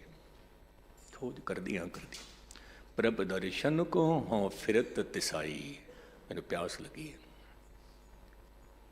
इत्थे मैं एक छोटी जी गल कह देवां, तिसाई ब्रज भाषा का अल्फाज है, प्यास। कहते ने एक वड्डे दी प्यास होवे, परमात्मा दी प्यास होवे, एक छोटी दी प्यास होवे। ध्यान दे नाल सुनना, एक छोटा जिहा उदाहरण है। एक वड्डे दी प्यास होवे, एक छोटे दी प्यास होवे। वड्डे तो भाव परमात्मा और छोटे तो भाव मनुख। एक तरफ मनुख नूं मिलण दी प्यास है, दूजे तरफ परमात्मा नूं मिलण दी प्यास है। कहण लगे जे छोटा मनुख मिल भी जावे तो ਉਹਦੇ ਨਾਲ ਕੀ ਹੋਵੇਗਾ, और परमात्मा जो है ਉਹਦੀ ਵੱਡੇ ਦੀ ਆਸ है। ਕਹਿੰਦੇ ਨੇ ਜੇ ਉਹ ਵੱਡਾ ਨਾ ਵੀ ਮਿਲੇ ਤੇ ਉਹਦੀ ਪਿਆਸ ਹੀ ਬਹੁਤ ਕੁਛ ਦੇ ਜਾਂਦੀ ਹੈ, ਪਿਆਸ ਹੀ ਬਹੁਤ ਕੁਛ ਦੇ ਜਾਂਦੀ ਹੈ। ਵੱਡੇ ਦੀ ਪਿਆਸ ਵੀ ਬਹੁਤ ਵੱਡੀ ਹੈ। मैं एक प्रेमी ਨੂੰ ਪੁੱਛਿਆ ਤੈਨੂੰ 5 ਸਾਲ ਹੋ ਗਏ ਸੰਗਤ ਕਰਦਿਆਂ ਕਰਦਿਆਂ ਤੈਨੂੰ ਕੀ ਮਿਲਿਆ? ਕਹਿਣ ਲੱਗੇ ਗਿਆਨੀ ਜੀ ਮੈਂ ਮੰਨਦਾ ਮੈਨੂੰ ਕੁਛ ਵੀ ਨਹੀਂ ਮਿਲਿਆ, ਲੇਕਿਨ ਰੋਜ਼ ਦੀ ਸੰਗਤ ਤਾਂ ਨਸੀਬ ਹੋਈ ਹੈ ਮੈਨੂੰ, ਹੋਰ ਕੀ ਚਾਹੀਦਾ ਹੈ, ਹੋਰ ਕੀ ਚਾਹੀਦਾ? ਪਿਆਸ ਦਾ ਹੋਣਾ ਲਾਜ਼ਮੀ ਹੈ। ਇੱਕ ਸੰਤ ਪੁਰਸ਼ ਬਚਨ ਕਰ ਰਿਹਾ ਸੀ ਕਿ ਮਨੁੱਖ ਦਾ ਜਨਮ ਸਿੱਧ ਅਧਿਕਾਰ ਹੈ ਰੱਬ ਨਾਲ ਮੁਲਾਕਾਤ ਕਰਨੀ, जन्म सिद्ध अधिकार। तो एक मनुख कहता है संत जी जे जन्म सिद्ध अधिकार है तो फिर मिलते क्यों नहीं परमात्मा? साडा अधिकार है रब नूं मिलण दा, मिलते क्यों नहीं? तो उस संत ने कहा कि मैं इतना ही कहा कि हर एक मनुख दा जन्म सिद्ध अधिकार है रब नूं मिलण दा, मैं ये नहीं किया कि हर एक मनुख दे कोल रब दी प्यास भी होवे। नहीं, प्यास होनी लाजमी है। प्यास लग जावे मिलन जरूर होता है। फिर प्यास दे नाल नाल आस भी रखनी है। नहीं तो कई बार मनुख उन्होंने देखता है कि जो इस दुनिया विच धार्मिक दुनिया विच सफल नहीं होए तो मनुख कह बैठता है उन्होंने की मिलिया जो मैनू मिलेगा। नहीं, आस भी चाहिए है। कबीर नूं मिलिया मैनू भी मिलेगा, फरीद नूं मिलिया मैनू भी मिलेगा, मीरा बाई नूं मिलिया मैनू भी मिलेगा, मैनू भी मिलेगा। ये उहदा बिरद है बहुत वड्डा, बहुत वड्डा। एक छोटा जिहा उदाहरण, गुरु नानक साहिब महाराज भाई लालो दे घर दा बूहा खड़कांदे पए ने। ਤੇ ਤਸਵੀਰ ਨੂੰ ਧਿਆਨ ਦੇ ਨਾਲ ਸੁਣਨਾ। ਭਾਈ ਲਾਲੋ ਦੇ ਘਰ ਦਾ ਬੂਹਾ ਖੜਕਾਉਣ ਵਾਲਾ ਕੌਣ ਹੈ? ਗੁਰੂ ਨਾਨਕ। ਜਿਸ ਗੁਰੂ ਨਾਨਕ ਸਾਹਿਬ ਦੇ ਬੂਹੇ ਨੂੰ, ਘਰ ਦੇ ਬੂਹੇ ਨੂੰ ਖੜਕਾਉਣ ਵਾਲੇ ਦੇਵੀ ਦੇਵਤੇ ਖੜੇ ਹੋਏ ਨੇ, ਦੇਵੀ ਦੇਵਤੇ ਗੁਰੂ ਨਾਨਕ ਦੇ ਘਰ ਦਾ ਬੂਹਾ ਖੜਕਾਉਂਦੇ ਨੇ, ਉਹ ਗੁਰੂ ਨਾਨਕ ਪਾਤਸ਼ਾਹ ਭਾਈ ਲਾਲੋ ਦੇ ਘਰ ਦਾ ਬੂਹਾ ਖੜਕਾਉਂਦੇ ਪਏ ਨੇ। ਕਿਤਨੀ ਵੱਡੀ ਗੱਲ ਹੈ। ਭਾਈ ਲਾਲੋ ਬੂਹਾ ਖੋਲ, ਬੂਹਾ ਖੋਲ। ਤੋ ਜਦੋਂ ਇਤਨੀ ਤੜਫਨ ਹੋਏ, ਗੁਰੂ ਨਾਨਕ ਸਾਹਿਬ ਮਹਾਰਾਜ ਚੱਲ ਕੇ ਆਉਂਦੇ ਨੇ ਆਪਣੇ ਸਿੱਖ ਦੇ ਕੋਲ, ਆਪਣੇ ਸਿੱਖ ਕੋਲ। ਦੀਨ ਦਇਆਲ ਕਿਰਪਾਲ ਪ੍ਰਭ ਨਾਨਕ ਹੈ ਮੇਰੇ ਮਾਲਕ। ਦੀਨਾਂ ਦੇ ਉੱਤੇ ਰਹਿਮਤ ਕਰਨ ਵਾਲੇ, ਦਇਆ ਕਰਨ ਵਾਲੇ। ਇਹ ਜੋ ਦੀਨ ਸ਼ਬਦ ਹੈ ਇਹ ਕੀ ਹੈ? ਕਹਿੰਦੇ ਨੇ ਐ ਪੁਰਖਾ ਤੂੰ ਦੌਲਤ ਕਰਕੇ ਅਮੀਰ ਹੋਵੇਂ ਲੇਕਿਨ ਮਨ ਕਰਕੇ ਗਰੀਬ ਹੋ। ਗਰੀਬ। ਗਿਆਨ ਕਰਕੇ ਤੂੰ ਆਲਮ ਫਾਜ਼ਲ ਯਾਫਤਾ ਹੋਵੇਂ ਪਰ ਮਨ ਕਰਕੇ ਤੇਰੇ ਕੋਲ ਨਿਮਰਤਾ ਹੋਵੇ। ਦੁਨਿਆਵੀ ਤਲ ਤੇ ਤੇਰੇ ਕੋਲ ਬਹੁਤ ਵੱਡਾ ਰੁਤਬਾ ਹੋਵੇ ਪਰ ਮਨ ਕਰਕੇ ਨਿਮਰਤਾ ਹੋਵੇ। ਸ਼ੇਖ ਸ਼ਾਦੀ ਸਾਹਿਬ ਇੱਕ ਗੱਲ ਕਹਿੰਦੇ ਸੀ ਕਿ ਜੇ ਕਿਧਰੇ ਤੇਰੇ ਕੋਲ ਧਨ ਹੋਵੇ, ਰੁਤਬਾ ਹੋਵੇ, ਗਿਆਨ ਹੋਵੇ ਤਾਂ ਇਸ ਤਰ੍ਹਾਂ ਨਾ ਚੱਲਣਾ ਕਿ ਲੋਕ ਮਜਬੂਰ ਹੋ ਜਾਣ ਤੇਰੇ ਸਾਹਮਣੇ ਝੁਕਣ ਵਾਸਤੇ, ਮਜਬੂਰ ਹੋ ਜਾਣ ਤੈਨੂੰ ਨਮਸਕਾਰ ਕਰਨ ਵਾਸਤੇ। ਇਸ ਤਰ੍ਹਾਂ ਨਾ ਚੱਲਣਾ। ਲੇਕਿਨ ਕਈ ਵਾਰ ਮੈਂ ਦੇਖਿਆ, ਅਸੀਂ ਕਹਿ ਦਿੰਦੇ ਹਾਂ ਮੇਰੇ ਕੋਲ ਰੁਤਬਾ ਸੀ, ਮੈਨੂੰ ਫਤਿਹ ਕਿਉਂ ਨਹੀਂ ਬੁਲਾਈ, ਮੈਨੂੰ ਨਮਸਕਾਰ ਕਿਉਂ ਨਹੀਂ ਕੀਤੀ, ਮੇਰੇ ਕੋਲ ਰੁਤਬਾ ਸੀ। ਨਹੀਂ, ਗੁਰੂ ਨਾਨਕ ਸਾਹਿਬ ਦੇ ਘਰ ਦੇ ਵਿੱਚ ਨਿਮਰਤਾ ਸਿਖਾਈ ਹੈ। ਨਿਮਰਤਾ ਇੱਕ ਬਹੁਤ ਵੱਡੀ ਗੱਲ ਜੋ ਗੁਰੂ ਨਾਨਕ ਸਾਹਿਬ ਦੇ ਘਰ ਵਿੱਚ ਹੈ, ਉਹ ਮੈਂ ਆਪ ਜੀ ਦੇ ਸਾਹਮਣੇ ਰੱਖਾਂ। ਮਨੁੱਖ ਦੇ ਕੋਲ ਦੋ ਕਿਸਮ ਦੀਆਂ ਵਾਸਨਾਵਾਂ ਹੁੰਦੀਆਂ ਨੇ, ਦੋ ਕਿਸਮ ਦੀਆਂ। ਇੱਕ ਵਾਸਨਾ ਉਹ ਹੈ ਜੋ ਪ੍ਰਕਿਰਤੀ ਤੋਂ ਮਿਲਦੀ ਹੈ, ਦੂਜੀ ਵਾਸਨਾ ਸੁਭਾਅ ਤੋਂ ਮਿਲਦੀ ਹੈ, ਸੁਭਾਅ ਤੋਂ। ਇਹ ਦੋਨੋਂ ਹੀ ਵਾਸਨਾਵਾਂ ਮਨੁੱਖ ਨੂੰ ਬਹੁਤ ਦੁੱਖ ਦਿੰਦੀਆਂ ਨੇ, ਬਹੁਤ ਦੁੱਖ ਦਿੰਦੀਆਂ ਨੇ। ਕਿਉਂਕਿ ਇੱਕ ਥਾਂ ਤੇ ਜਦੋਂ ਧਰਮ ਸੰਮੇਲਨ ਹੋ ਰਿਹਾ ਸੀ ਤੇ ਮੇਰੇ ਤੋਂ ਪਹਿਲਾਂ ਕਿਸੇ ਨੇ ਗੱਲ ਕਹੀ ਕਿ ਇਹ ਦੋ ਕਿਸਮ ਦੀਆਂ ਵਾਸਨਾਵਾਂ ਮਨੁੱਖ ਨੂੰ ਮਜਬੂਰ ਕਰ ਦਿੰਦੀਆਂ ਨੇ ਵਾਰ-ਵਾਰ ਜਨਮ ਕਰਾਉਣ ਵਾਸਤੇ, ਵਾਰ-ਵਾਰ ਜਨਮ ਕਰਾਉਣ ਵਾਸਤੇ। ਫਿਰ ਉਹਨਾਂ ਨੇ ਇਹ ਗੱਲ ਅੱਗੇ ਹੋਰ ਤੋਰੀ। ਇਹ ਜਿਹੜੀਆਂ ਦੋ ਵਾਸਨਾਵਾਂ ਹਨ ਉਹਦੇ ਵਿੱਚ ਇੱਕ ਵਾਸਨਾ ਤਾਂ ਮਿਟ ਜਾਂਦੀ ਹੈ ਕਿਸੇ ਨਾ ਕਿਸੇ ਪੜਾਅ 'ਤੇ ਆ ਕੇ, ਪਰ ਦੂਜੀ ਵਾਸਨਾ ਨਹੀਂ ਮਿਟਦੀ। ਮੈਂ ਵੀ ਸੁਣ ਰਿਹਾ ਸੀ, ਉਹਨਾਂ ਨੇ ਕਿਹੜੀ ਕਿਹੜੀ ਵਾਸਨਾ ਦੱਸੀ ਕਿ ਮਨੁੱਖ ਦੀ ਇੱਕ ਵਾਸਨਾ ਇਹ ਹੈ ਜਦੋਂ ਗੁਰੂ ਦੇ ਕੋਲ ਜਾਂਦਾ ਹੈ, ਧਨ ਮੰਗਦਾ ਹੈ, ਧੀਆਂ ਪੁੱਤਰਾਂ ਦੀ ਦਾਤ ਮੰਗਦਾ ਹੈ, ਸ਼ੌਹਰਤ ਮੰਗਦਾ ਹੈ, ਮੰਗਦਾ ਹੀ ਰਹਿੰਦਾ ਹੈ, ਮੰਗਦਾ ਹੀ ਰਹਿੰਦਾ ਹੈ। ਔਰ ਕਹਿੰਦੇ ਨੇ ਜੇ ਮੰਗ ਪੂਰੀ ਨਹੀਂ ਹੋਈ, ਇਹ ਵਾਸਨਾ ਮਨੁੱਖ ਨੂੰ ਫਿਰ ਖਿੱਚ ਕੇ ਲਿਆਉਂਦੀ ਹੈ, ਫਿਰ ਜਨਮ ਕਰਾਉਂਦੀ ਹੈ, ਫਿਰ ਜਨਮ ਕਰਾਉਂਦੀ ਹੈ। ਜਮ ਜਮ ਮਰੇ ਮਰੇ ਫਿਰ ਜੰਮੈ, ਬਹੁਤ ਸਜਾਏ ਪਿਆ ਦੇਸ਼ ਲੰਮੇ। ਪਰ ਜੇ ਕਿਧਰੇ ਕਿਸੇ ਨਾ ਕਿਸੇ ਪੜਾਅ 'ਤੇ ਆ ਕੇ ਇਹ ਵਾਸਨਾ ਜੇ ਮਿਟ ਵੀ ਜਾਵੇ ਤੇ ਦੂਜੀ ਵਾਸਨਾ ਨਹੀਂ ਮਿਟਦੀ। ਉਹ ਦੂਜੀ ਵਾਸਨਾ ਕਿਹੜੀ?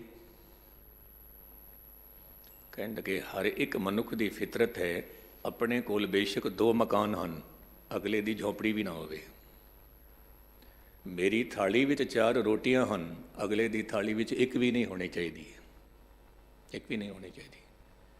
ਮੈਂ ਬਹੁਤ ਅਮੀਰ ਹਾਂ, ਅਗਲੇ ਦਾ ਗੁਜ਼ਾਰਾ ਵੀ ਜੇ ਠੀਕ ਹੋ ਰਿਹਾ ਹੈ ਉਹ ਵੀ ਮਨ ਦੇ ਵਿੱਚ ਜਾਰਿਆ ਨਹੀਂ ਜਾਂਦਾ। ਕਹਿੰਦੇ ਨੇ ਇਹ ਵਾਸਨਾ ਮਨੁੱਖ ਦੀ ਕਦੇ ਵੀ ਨਹੀਂ ਮਿਟਦੀ, ਕਦੇ ਨਹੀਂ, ਹਕੀਕਤ ਹੈ ਨਹੀਂ ਮਿਟਦੀ। ਤੇ ਇਹ ਵਾਸਨਾ ਚਲਦੀ ਰਹਿੰਦੀ ਹੈ। ਉਹਨੂੰ ਕਿਉਂ ਮਿਲਿਆ? ਮੇਰੇ ਭਾਵੇਂ 4 ਪੁੱਤਰ ਨੇ, ਅਗਲੇ ਦੇ ਘਰ ਇੱਕ ਵੀ ਪੁੱਤਰ ਹੋ ਗਿਆ ਤਾਂ ਵੀ ਮਨ ਵਿੱਚ ਜੈਲਸੀ ਆਉਂਦੀ ਹੈ, ਕਿਉਂ ਹੋਇਆ? ਮੇਰੇ 4 ਨੇ, ਉਹਦਾ ਇੱਕ ਵੀ ਕਿਉਂ ਹੋਇਆ? ਕਿਉਂ? ਕਹਿਣ ਲੱਗੇ ਮੈਂ ਦਾਅਵੇ ਨਾਲ ਕਹਿਣਾ ਇਹ ਵਾਸਨਾ ਕਦੇ ਮਿਟਦੀ ਹੀ ਨਹੀਂ, ਮਨੁੱਖ ਦੀ ਮਿਟਦੀ ਨਹੀਂ। ਮੈਨੂੰ ਕਹਿਣ ਲੱਗੇ ਗਿਆਨੀ ਜੀ ਹੁਣ ਤੁਸੀਂ ਦੱਸੋ, 10 ਮਿੰਟ ਤੁਸੀਂ ਵੀ ਬੋਲਣਾ ਹੈ। ਤੇ ਮੈਂ ਕਿਹਾ ਮੈਂ ਇਸੇ ਹੀ ਕੜੀ ਨੂੰ ਅੱਗੇ ਤੋਰਦਾ। ਇਸ ਮਿੱਤਰ ਨੇ ਕਿਹਾ ਕਿ ਪਹਿਲੀ ਵਾਸਨਾ ਮਿਟ ਜਾਂਦੀ ਹੈ, ਦੂਜੀ ਵਾਸਨਾ ਕਦੇ ਵੀ ਨਹੀਂ ਮਿਟਦੀ। ਕਿ ਮੇਰੀ ਥਾਲੀ ਵਿੱਚ 4 ਰੋਟੀਆਂ ਹਨ, ਅਗਲੇ ਦੀ ਥਾਲੀ ਵਿੱਚ ਇੱਕ ਵੀ ਨਾ ਹੋਵੇ। ਮੇਰੇ 4 ਪੁੱਤਰ ਹਨ, ਅਗਲੇ ਦਾ ਇੱਕ ਪੁੱਤਰ ਵੀ ਨਾ ਹੋਵੇ। ਕਹਿੰਦੇ ਨੇ ਇਹ ਵਾਸਨਾ ਕਦੇ ਵੀ ਨਹੀਂ ਮਿਟਦੀ। ਮੈਂ ਕਿਹਾ ਇਹ ਵਾਸਨਾ 100% ਮਿਟਦੀ ਹੈ। ਔਰ ਗੁਰੂ ਨਾਨਕ ਸਾਹਿਬ ਦੇ ਘਰ ਵਿੱਚ ਤਾਂ ਰੋਜ਼ ਅਰਦਾਸ ਕੀਤੀ ਜਾਂਦੀ ਹੈ, ਨਾਨਕ ਨਾਮ ਚੜ੍ਹਦੀ ਕਲਾ ਤੇਰੇ ਬਾਣੇ ਸਰਬਤ ਦਾ ਭਲਾ। ਮੈਂ ਕਿਹਾ ਫਿਰ ਕਿਉਂ ਨਹੀਂ ਮਿਟਦੀ? ਮਿਟਦੀ ਹੈ। ਗੁਰੂ ਨਾਨਕ ਸਾਹਿਬ ਦੇ ਘਰ ਦੀ ਫਿਲਾਸਫੀ ਇੱਥੋਂ ਸ਼ੁਰੂ ਹੁੰਦੀ ਹੈ, ਸਾਰਿਆਂ ਦਾ ਭਲਾ ਹੋਵੇ, ਸਾਰਿਆਂ ਦਾ ਭਲਾ ਹੋਵੇ। ਮੁਕਤਸਰ ਮੈਂ ਅਰਜ਼ ਕਰਾਂ, ਜਦੋਂ ਮਨੁੱਖ ਮਨ ਕਰਕੇ ਦੀਨ ਹੋ ਜਾਵੇ, ਮਨ ਕਰਕੇ ਗਰੀਬ ਹੋ ਜਾਵੇ, ਜੋ ਆਪ ਜੀ ਅਰਦਾਸ ਕਰਦੇ ਹੋ, ਸਿੱਖਾਂ ਦਾ ਮਨ ਨੀਵਾਂ ਮਤ ਉੱਚੀ। ਲੇਕਿਨ ਗੁਸਤਾਖੀ ਮਾਫ ਹੋ ਕੀ ਰਿਹਾ ਹੈ? ਮਨ ਨੀਵਾਂ ਹੋਣਾ ਚਾਹੀਦਾ ਸੀ, ਮਤ ਉੱਚੀ ਹੋਣੀ ਚਾਹੀਦੀ ਸੀ, ਲੇਕਿਨ ਮਤ ਨੀਵੀਂ ਹੁੰਦੀ ਜਾ ਰਹੀ ਹੈ, ਮਨ ਉੱਚਾ ਹੁੰਦਾ ਜਾ ਰਿਹਾ ਹੈ।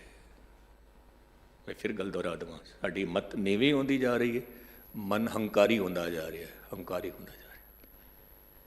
ਤਾਂ ਮੈਂ ਕਈ ਵਾਰ ਅਰਜ਼ ਕਰਨਾ ਹਾਂ, ਮਨੁੱਖ ਹਰ ਇੱਕ ਪੰਕਤੀ ਦੇ ਨਾਲ ਮੈਂ ਦੀ ਬੋਲੀ ਬੋਲਦਾ ਹੈ, ਮੈਂ ਦੀ ਬੋਲੀ। ਫਿਰ ਰੱਬ ਵੀ ਕੀ ਕਹਿੰਦਾ ਹੈ, ਚੰਗਾ ਜੇ ਤੂੰ ਮੈਂ ਦੀ ਬੋਲੀ ਬੋਲਦਾ ਪਿਆ ਚੰਗਾ, ਫਿਰ ਮੈਂ ਤੇਰੀ ਮੈਂ ਵੀ ਬਰਕਰਾਰ ਰੱਖਾਂਗਾ, ਵਾਰ-ਵਾਰ ਫਿਰ ਤੇਰਾ ਜਨਮ ਹੁੰਦਾ ਰਹੇਗਾ। ਮੈਂ ਦੀ ਬੋਲੀ ਕਰਦਾ ਜਾ। ਜੇਕਰ ਤੂੰ ਦੀ ਬੋਲੀ ਬੋਲਦਾ ਹੈ ਤੇ ਫਿਰ ਆ ਮੇਰੇ ਕੋਲ। ਧੰਨ ਗੁਰੂ ਗ੍ਰੰਥ ਸਾਹਿਬ ਦੇ ਬੋਲ ਹਨ, ਤੂੰ ਕਰਤਾ ਤੂੰ ਹੁਆ, ਮੁਝ ਮੈਂ ਰਹਾ ਨ ਹੂੰ, ਜਬ ਆਪਾ ਪਰ ਕਾ ਮਿਟ ਗਿਆ, ਜਿਤ ਦੇਖੂੰ ਤਿਤ ਤੂੰ। ਇਹ 2 ਮਾਰਗ ਨੇ। ਇੱਕ ਮਾਰਗ ਮੈਂ ਤੋਂ ਸ਼ੁਰੂ ਹੁੰਦਾ ਹੈ, ਜੋ ਸੰਸਾਰ ਵਿੱਚ ਹੀ ਗਵਾਉਂਦਾ ਰਹਿੰਦਾ ਹੈ ਮਨੁੱਖ ਨੂੰ। ਦੂਜਾ ਮਾਰਗ ਤੂੰ ਤੋਂ ਸ਼ੁਰੂ ਹੁੰਦਾ ਹੈ, ਜੋ ਸਿੱਧਾ ਨਿਰੰਕਾਰ ਦੇ ਦਰ ਤੇ ਪਹੁੰਚਦਾ ਹੈ। ਹੁਣ ਮੈਂ ਅਰਜ਼ ਕਰਾਂ, ਫੈਸਲਾ ਆਪ ਜੀ ਨੇ ਕਰਨਾ ਹੈ, ਆਪ ਜੀ ਦੇ ਹੱਥ ਵਿੱਚ ਹੈ। ਮੈਂ ਤੋਂ ਸਫ਼ਰ ਸ਼ੁਰੂ ਕਰਦੇ ਹੋ ਜਾਂ ਤੂੰ ਤੋਂ ਸਫ਼ਰ ਸ਼ੁਰੂ ਕਰਦੇ ਹੋ।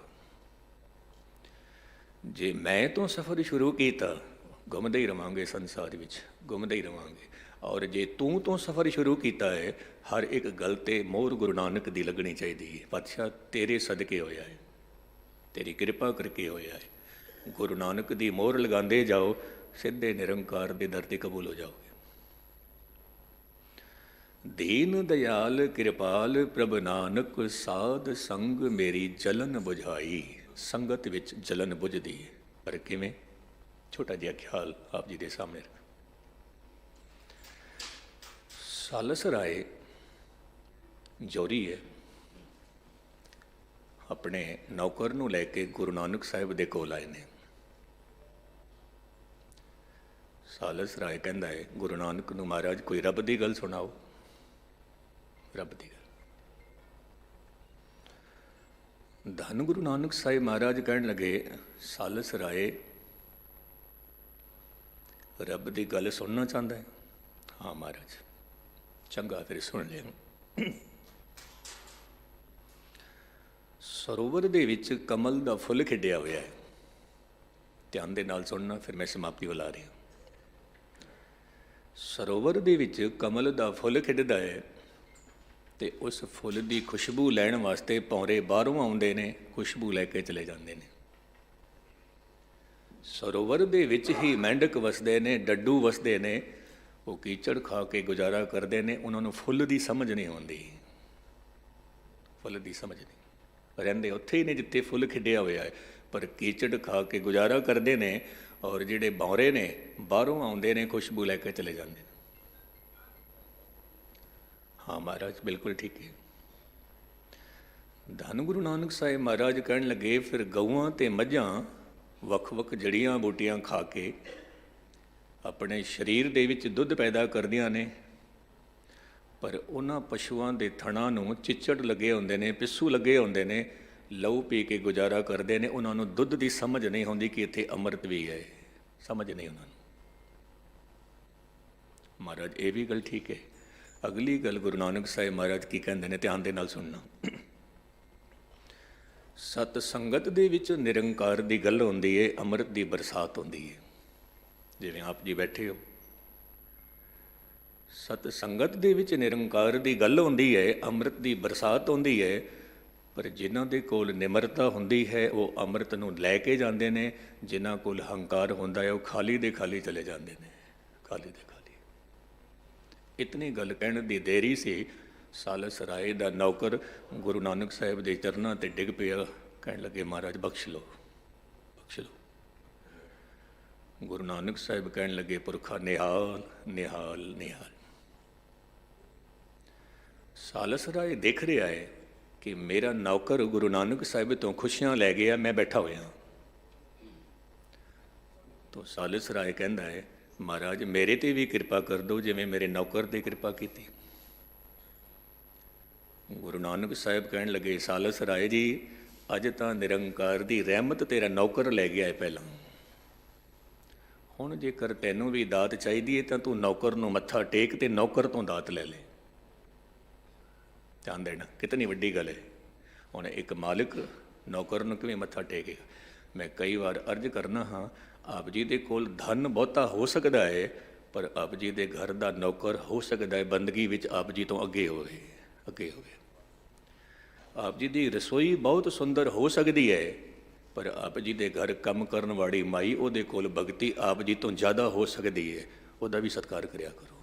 ਇਹ ਹਕੀਕਤ ਹੈ। ਅੱਜ ਨੌਕਰ ਲੈ ਗਿਆ। ਗੁਰੂ ਨਾਨਕ ਸਾਹਿਬ ਮਹਾਰਾਜ ਕਹਿਣ ਲੱਗੇ ਸਾਲਸ ਰਾਏ ਜੇ ਤੈਨੂੰ ਦਾਤ ਚਾਹੀਦੀ ਹੈ ਨੌਕਰ ਨੂੰ ਮੱਥਾ ਟੇਕ ਦੇ। ਹੁਣ ਸਾਲਸ ਰਾਏ ਕੀ ਕਹਿੰਦਾ ਹੈ, ਹੱਥ ਬੰਨ੍ਹ ਕੇ ਕਹਿੰਦਾ ਹੈ ਮਹਾਰਾਜ ਆਪ ਜੀ ਕਹਿੰਦੇ ਹੋ ਨੌਕਰ ਨੂੰ ਮੱਥਾ ਟੇਕੋ, ਜੇ ਅੱਜ ਆਪ ਇਹ ਵੀ ਕਹਿ ਦਿੰਦੇ ਕਿ ਨੌਕਰ ਦੇ ਘਰ ਦੇ ਕੁੱਤੇ ਨੂੰ ਮੱਥਾ ਟੇਕ ਦਿਓ, ਮੈਂ ਉੱਥੇ ਵੀ ਮੱਥਾ ਟੇਕ ਦੇਣਾ ਸੀ, ਅੱਜ ਉੱਥੇ ਵੀ ਮੱਥਾ ਟੇਕ ਦੇਣਾ ਸੀ, ਕਿਉਂਕਿ ਮੈਨੂੰ ਪਿਆਸ ਹੈ ਨਾਮ ਦੀ। ਗੁਰੂ ਨਾਨਕ ਸਾਹਿਬ ਮਹਾਰਾਜ ਕਹਿਣ ਲੱਗੇ ਸਾਲਸ ਰਾਏ ਤੂੰ ਵੀ ਨਿਹਾਲ ਨਿਹਾਲ ਨਿਹਾਲ ਸੰਗਤ ਕਰਿਆ ਕਰ। ਸਾਲਸ ਰਾਏ ਨੇ ਆਪਣੇ ਘਰ ਨੂੰ ਹੀ ਮੰਦਰ ਬਣਾ ਛੱਡਿਆ। ਔਰ ਆਪ ਜੀ ਦੀ ਜਾਣਕਾਰੀ ਵਾਸਤੇ ਮੈਂ ਅਰਜ਼ ਕਰਾਂ, ਉਸੇ ਅਸਥਾਨ ਦੇ ਵਿੱਚ, ਉਸੇ ਬੰਗਲੇ ਦੇ ਵਿੱਚ, ਉਸੇ ਹਵੇਲੀ ਦੇ ਵਿੱਚ ਪਟਨਾ ਸਾਹਿਬ ਧੰਨ ਗੁਰੂ ਗੋਬਿੰਦ ਸਿੰਘ ਮਹਾਰਾਜ ਦਾ ਪ੍ਰਕਾਸ਼ ਹੋਇਆ ਸੀ, ਉਸੇ ਹਵੇਲੀ ਦੇ ਵਿੱਚ। ਤਾਂ ਧੰਨ ਗੁਰੂ ਅਰਜਨ ਦੇਵ ਸਾਹਿਬ ਮਹਾਰਾਜ ਕਹਿੰਦੇ ਨੇ ਮਹਾਰਾਜ ਮੇਰੇ ਤੇ ਰਹਿਮਤ ਕਰ, ਦੀਨ ਦਇਆਲ ਕਿਰਪਾਲ ਪ੍ਰਭ ਨਾਨਕ, ਸਾਧ ਸੰਗ ਮੇਰੀ ਜਲਨ ਬੁਝਾਈ। ਇਹ ਜੋ ਮਨੁੱਖ ਦੇ ਅੰਦਰ ਦੁਇਤ ਹੈ ਇਹੀ ਜਲਨ ਹੈ, ਮੈਨੂੰ ਮਿਲਿਆ ਦੂਜੇ ਨੂੰ ਨਾ ਮਿਲੇ, ਦੁਇਤ ਹੈ। ਦਾ ਅਦਰ ਇਜ ਹੈਲ। ਕਹਿੰਦੇ ਨੇ ਜਿਸ ਮਨੁੱਖ ਦੇ ਕੋਲ ਦੁਇਤ ਹੈ ਬਸ ਇਹੀ ਨਰਕ ਹੈ, ਹੋਰ ਕਿਸੇ ਨਰਕ ਦੀ ਲੋੜ ਹੀ ਨਹੀਂ ਹੈ, ਉਹ ਨਰਕ ਵਿੱਚ ਹੀ ਸੜਦਾ ਪਿਆ ਹੈ। ਤੋ ਜਿਵੇਂ ਜਿਵੇਂ ਸੰਗਤ ਕਰਾਂਗੇ ਗੁਰੂ ਸਾਹਿਬ ਦੀ ਰਹਿਮਤ ਦੇ ਪਾਤਰ ਹੋਵਾਂਗੇ। ਬਹੁਤ ਬਹੁਤ ਧੰਨਵਾਦ ਆਪ ਜੀ ਦਾ, ਸਾਰਿਆਂ ਦਾ। ਇੱਕ ਮਨ ਇੱਕ ਚਿੱਤ ਹੋ ਕੇ ਆਪ ਜੀ ਨੇ ਗੁਰੂ ਕੀ ਕਥਾ ਸ਼ਰਵਨ ਕੀਤੀ। ਭੁੱਲਾਂ ਚੁੱਕਾਂ ਦੀ ਖਿਮਾ। ਵਾਹਿਗੁਰੂ ਜੀ ਕਾ ਖਾਲਸਾ, ਵਾਹਿਗੁਰੂ ਜੀ ਕੀ ਫਤਿਹ।